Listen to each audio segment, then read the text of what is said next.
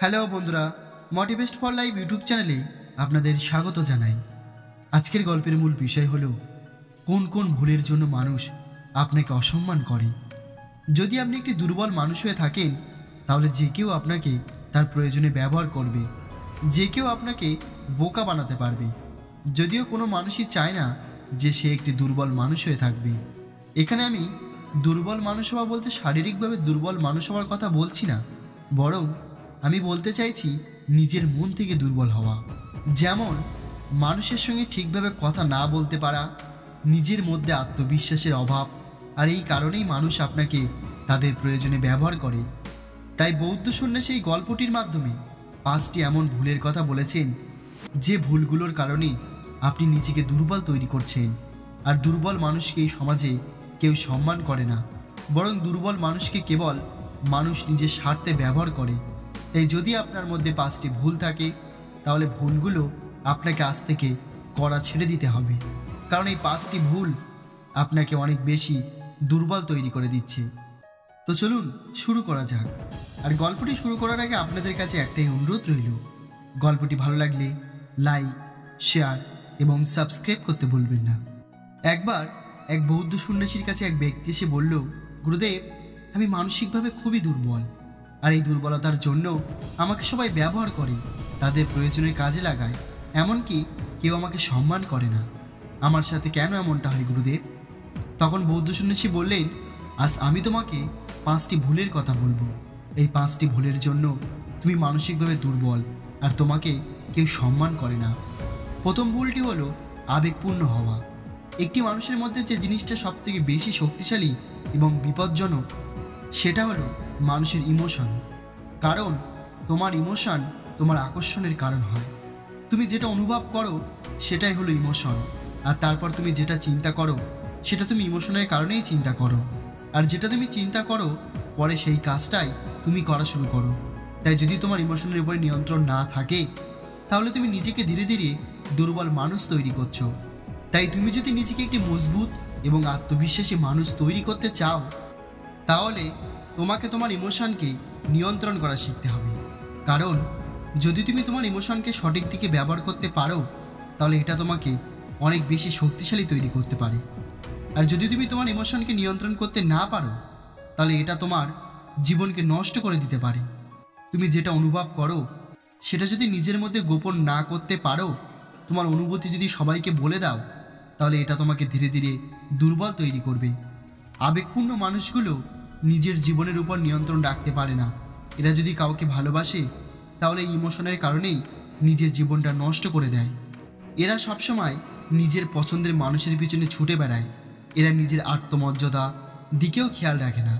আর এই কারণে ইমোশনাল মানুষগুলোকে চালাক মানুষগুলো ব্যবহার করে, আর ইমোশনাল মানুষগুলোকে ভয় দেখিয়ে সমস্ত কাজ করিয়ে নেয়। তাই তোমাকে নিজেকে নিয়ন্ত্রণ করা শিখতে হবে, তোমার ইমোশনকে নিয়ন্ত্রণ করতে হবে এবং তোমার ইমোশনকে গোপন করে রাখতে হবে। যদি কোনো একটা কারণে তুমি খুশিতে থাকো, অথবা কোনো একটি কারণে তুমি অনেক বেশি দুঃখী হয়ে যাও, আর এই কথাটা যদি সবাই জেনে যায়, তাহলে মানুষ কখনোই তোমাকে খুশিতে থাকতে দেবে না। কারণ প্রতিটা মানুষ এটাই জানতে চায় সামনের মানুষটিকে নিয়ন্ত্রণ কী করে করা যাবে। আর যে মানুষগুলো ইমোশনাল হয়, তাদের এই ইমোশনটাই তাদের অন্য মানুষের হাতের পুতুল তৈরি করে দেয়। তাই তোমাকে অতিরিক্ত ইমোশনাল হলে হবে না, দ্রুত রেগে গেলে হবে না, এছাড়া তুমি দ্রুত খুশি হয়ে যাবে না। তোমাকে পরিপক্ক হতে হবে। যে অতিরিক্ত দুঃখ পায় না, আবার বেশি উত্তেজিত হয় না, যে কোনো রকমের সিদ্ধান্ত নেওয়ার আগে যৌক্তিকভাবে চিন্তা করে। অন্যদিকে একটি দুর্বল মানুষ তার জীবনের প্রত্যেকটি সিদ্ধান্ত ইমোশনালের উপরেই নিয়ে থাকে, যা বেশিরভাগ ক্ষেত্রেই ভুল প্রমাণিত হয়। দ্বিতীয় ভুলটি হলো না বলা শেখো। যদি তোমার মধ্যে মানুষকে না বলার অভ্যাস না থাকে, তাহলে তুমি ধীরে ধীরে দুর্বল হয়ে যাবে। কারণ জীবনের সব মানুষের কথা মেনে নেওয়া সম্ভব নয়, আর মানা উচিতও নয়। কারণ তোমার জীবনের সিদ্ধান্তটা অন্য মানুষ কখনোই সঠিকভাবে নিতে পারবে না। তাই তোমাকে নিজের সিদ্ধান্ত নেওয়া শিখতে হবে, তোমাকে নিজের অধিকারের জন্য কথা বলা শিখতে হবে। কিন্তু একটি দুর্বল মানুষ সবার কথাতেই হ্যাঁ বলে দেয়। এরা সবসময় অন্যের সাহায্য করে, আর এই কারণেই মানুষ এদেরকে সম্মান করে না, বরং এদেরকে নিজের প্রয়োজনে ব্যবহার করে। তাই যদি তুমি একটি মজবুত মানুষ হতে চাও, তাহলে তোমাকে না বলাটা শিখতে হবে। মনে রাখবে, একটি শক্তিশালী মানুষ সে নিজের জীবনে বেঁচে থাকে, নিজের জীবনটা অন্যের হাতে দেয় না। আর এই অভ্যাসটা এদেরকে মজবুত করে। অন্যদিকে একটি দুর্বল মানুষ নিজের জীবনের দায়িত্বটা অন্যের হাতে দিয়ে দেয়। এরা অন্য মানুষের কাজ করতে থাকে, মানুষ খারাপ করুক অথবা ভালো, এরা কাউকে কোনো কিছুই বলতে পারে না। তাই যদি তুমি অন্য মানুষের গোলাম হতে না চাও, তাহলে তোমাকে না বলাটা শিখতে হবে। তোমাকে মানুষের সামনে কথা বলতে হবে, নিজের অধিকারের জন্য কথা বলতে হবে। কেউ যদি তোমার সঙ্গে ভুল কিছু করে, তোমার জীবনের সঙ্গে খারাপ কিছু করে, তাহলে সেটা তাকে বলতে শেখো। যদি তুমি প্রতিটা মানুষের কথা মাথা নিচ করে শুনে নাও, তাহলে তখন মানুষ নিজের স্বার্থের জন্য তোমাকে ব্যবহার করবে। তৃতীয় ভুলটি হলো বিনা কারণে কখনোই ক্ষমা চাইবে না। দেখো, নিজের ভুল স্বীকার করে নেওয়াটা খুবই ভালো, কিন্তু প্রতিটা কথায় ক্ষমা চেয়ে নেওয়া বা হাত জোড় করা আর সামনের মানুষটিকে ক্ষমতা দিয়ে দেওয়া তোমাকে অনেক বেশি দুর্বল তৈরি করবে। আর এই অভ্যাসটা দেখায় যে তোমার মধ্যে আত্মবিশ্বাস নেই। যদি তুমি সবসময় নিজের কতটা ভুল মেনে নিয়ে সামনের জনের কাছে ক্ষমা চেয়ে নাও, তাহলে মানুষ তোমার এই দুর্বলতাটাকে ব্যবহার করবে। তুমি যত বেশি কারোর কাছে ক্ষমা চাইবে, সে তত বেশি তোমার সঙ্গে খারাপ করবে, কারণ সে জেনে গেছে ভুল তার হলেও পরে তুমিই ক্ষমা চাইবে। তাই এখান থেকে তোমাকে বেরিয়ে আসতে হবে। অর্থাৎ যদি তোমার ভুল না থাকে, তাহলে কখনোই তুমি সামনের মানুষটির কাছে ক্ষমা চাইবে না। কখনোই তুমি সামনের মানুষটিকে এটা বোঝাবে না যে তুমি এত বেশি দুর্বল, যে তোমার ভুল না থাকলেও তোমার সামনের মানুষটির জন্য তার কাছে ক্ষমা চাইবে। এমন মানুষগুলোকে সম্মান করবে না, বরং এমন মানুষগুলোকে সবাই এড়িয়ে চলে। যদি তোমার সঙ্গে কেউ ভুল করে আর সে যদি এটাই আশা করে যে তুমি তাকে মানাবে, তুমি তার কাছে ক্ষমা চাইবে, তাহলে এমনটা করা তোমাকে তার সামনে অনেক দুর্বল তৈরি করবে। আর এমনটা করার পরে সামনের মানুষটি আর তোমাকে কখনোই সম্মান করবে না, তোমার মূল্যটা বুঝবে না। বরং সামনের মানুষটিকে ক্ষমা চাইতে দিন। যদি তোমার কোনো কথায় খারাপ লাগে, তাহলে তুমি সামনের মানুষটিকে বলো যে সেই কথাটা ভুল বলেছে। এর ফলে তুমি একটি সম্মানীয় মানুষ হতে পারবে, আর তখন মানুষ তোমাকে সম্মান করবে। তাই কখনো ঝগড়া শেষ করার জন্য বা সামনের মানুষটি ডাক মানানোর জন্য নিজেকে ছোট করবে না। তা না হলে ভবিষ্যতে তোমাকে সবসময় ছোট হয়ে থাকতে হবে, আর সামনের মানুষটি বারবার তোমাকে দিয়ে ক্ষমা চাইয়ে নেবে, আর তোমার আত্মবিশ্বাসটা ধীরে ধীরে শেষ করে দেবে। চতুর্থ ভুলটি হলো প্রত্যাখ্যানকে ভয় পাবে না।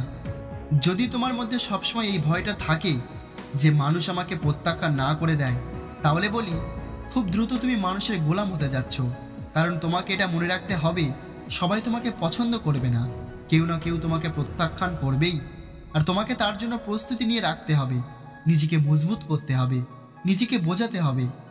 যেমন কিছু মানুষের বৃষ্টি অনেক পছন্দ, আবার কিছু মানুষ বৃষ্টি হওয়াকেই পছন্দ করে না। একইভাবে আমাকেও সব মানুষ পছন্দ করবে না। তোমাকে এটা চেষ্টা করলে হবে না যে আমি যেন এমন হয়ে যাই যে সবাই আমাকে পছন্দ করবে, সবাইকে আমি খুশি করে দেব। তাহলে বলি প্রতিটা মানুষই আলাদা আলাদা পছন্দ আছে।